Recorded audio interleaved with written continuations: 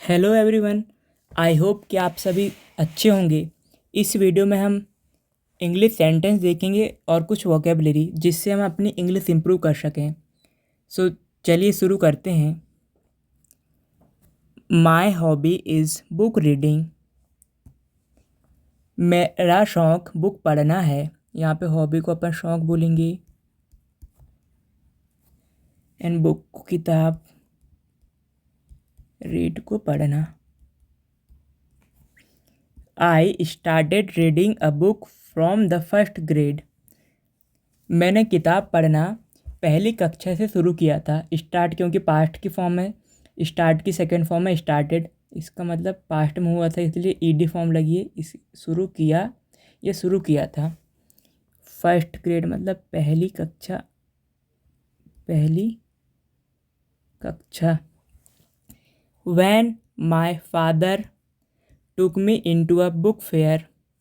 जब मेरे पापा ने मेरे को पुस्तक मेला में ले गया था। बुक फेयर को हम पुस्तक मेला कहते हैं। पुस्तक मेला, मेला। वैन को हम जब वैन के आगे जब कभी भी मतलब कि क्वेश्चन मतलब बाद में क्वेश्चन मांगने रहता है, इस जब इसको हम जब का प्रोटेक्स्ट में लेते हैं। अगर इसके आगे क्वेश्चन मार्क रहेगा तो कब कब पढ़ेंगे इसको। आगे पढ़ते हैं। I bought a few cartoon books. मैंने कुछ कार्टून बुक्स खरीदी। ये बाय की सेकंड फॉर्म है, इसका मतलब होता है खरीदी, बहुत खरीदी। I never looked back then. मैंने उस तब से कभी वापस नहीं देखा या पीछे पलट कर नहीं देखा। यहाँ पे देन को हम तब से का सेंस में यूज करेंगे एंड बैक को बोल देंगे वापस। ये लुक की सेकंड फॉर्म है लुक्ड, इसका मतलब होता है देखना। अब क्योंकि यहाँ पे पास्ट में इसलिए देखा। नेवर को बोलेंगे हम कभी नहीं।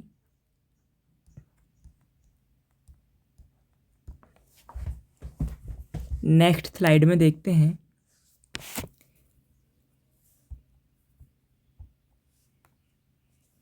That's the only thing that makes me happy. यही एक केवल एक चीज़ है जो मेरे को खुश करती है। अब यहाँ पे दैट्स को हम यही पढ़ेंगे एंड द ओनली को हम पढ़ेंगे केवल। इसका मीन होगा चीज़, थिंग मीन चीज़, मैक्स मतलब बनाना होता है लेकिन यहाँ पे बनाती है। मी मुझे, हैप्पी मतलब खुश, खुश करती है, बनाती है। Okay. I can forget everything in this world. मैं इस दुनिया में सब कुछ भूल सकता हूँ। अब यहाँ पे मीनिंग देखते हैं इनकी। फॉरगेट का मतलब होता है भूलना एंड एवरीथिंग का मतलब होता है सब कुछ। इन दिस वर्ल्ड, वर्ल्ड का मतलब होता है दुनिया। मैं दुनिया में सब कुछ भूल सकता हूँ। When I am with a good books. जब मैं अच्छी किताबों के साथ होता हूँ या रहता हूँ, या आप ये भी बोल सकते हैं कि जब मैं अच्छी किताबें पढ़ता हूँ। व्हेन का मतलब होता है जब, गुड का मतलब होता है अच्छा। Okay. Next sentence. I use to read stories and fiction in my primary school days. I used to read stories and fiction in my primary school days. मैं प्राथमिक जब मैं मतलब प्राथमिक स्कूल में था तो मैं कहानियाँ एंड कथाएँ पढ़ा किया करता था। तो यहाँ पे यूज टू का मतलब किसी चीज़ को आप बचपन में किया करते थे उसको बोलेंगे हम। अब स्टोरीज का मतलब होता है कहानी,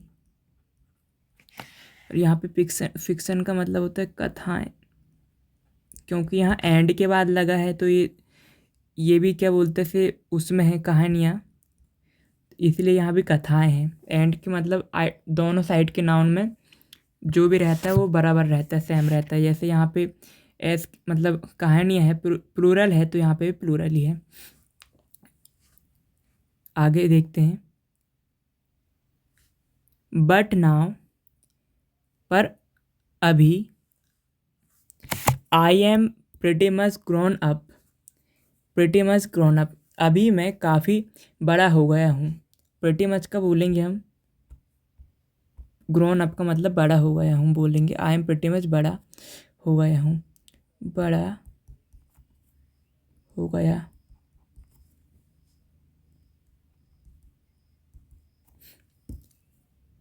and I love reading books related to science and history, और मैं विज्ञान और इतिहास से संबंधित बुक को पढ़ना पसंद करता हूँ। अब यहाँ पे देखते हैं, लव का मतलब सिर्फ प्यार करना नहीं होता, इसका मतलब होता है पसंद करना। जैसे आई लव वाचिंग टीवी, मुझे टीवी देखना पसंद है। और रीडिंग, ये बुक्स का ये तो पता है, रिलेटेड मतलब संबंधित। टू साइंस, साइंस मीन विज्ञान। एंड हिस्ट्री, हिस्ट्री को हम बोलेंगे इतिहास।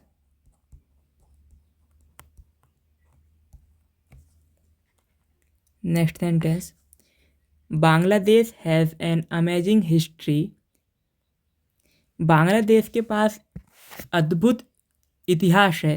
Regarding the 1971 liberation war, regarding का मतलब होता है से संबंधित या के बारे में बोल सकते हैं अपन। तो बांग्लादेश के पास एक अद्भुत इतिहास है काय के बारे में, 1971 का जो लिबरेशन मतलब होता है मुक्ति, मुक्ति, और वॉर का मतलब होता है युद्ध। मुक्ति युद्ध के बारे में एक अद्भुत अद्भुत वो है, उसके पास इतिहास है। नेक्स्ट सेंटेंस देखते हैं, आई have red more than 10 books, यहाँ पे इसको रीड क्यों नहीं पढ़े हैं, क्योंकि यहाँ पे हैव है, और ये इसका मतलब होता है मतलब कि आई हैव रेड मतलब पढ़, थर्ड फॉर्म है बोल सकते हैं अपन रीड की, ये रीड की थर्ड फॉर्म है। आई have red more than 10 books, मैंने 10 से भी ज़्यादा बुक पढ़ चुकी हैं या पढ़ी हैं बोल सकते हैं हम। ऑन दैट पर्टिकुलर टॉपिक, उसके मतलब कि पर्टिकुलर का मतलब होता है विशेष, उस विशेष टॉपिक का मतलब होता है उस विशेष टॉपिक में मैंने 10 से ज़्यादा बुक पढ़ी है। यहाँ पे रेड का मैं डाउट क्लियर कर देता हूँ। रेड का मतलब रीड, मतलब ये इसकी स्पेलिंग सही सेम है रहती है मतलब रीड की, लेकिन इसको हम पढ़ते हैं सेकंड फॉर्म को भी रीड पढ़ते हैं और थर्ड फॉर्म को भी रेड पढ़ते हैं, क्योंकि हैव के साथ जब भी कभी लगाएंगे हम तो थर्ड ही फॉर्म आती है। नेक्स्ट सेंटेंस देखते हैं, I don't read only Bengali books, मैं केवल बंगाली बुक्स नहीं पढ़ता हूँ। यहाँ पे ओनली का मतलब होता है केवल, डोंट बंगाली बुक्स नहीं पढ़ता, Bengali books. Next sentence, there are so many English books that I have read, कई सारी बुक, इंग्लिश की कई सारी बुक मैंने पढ़ चुकी हैं या पढ़ ली हैं।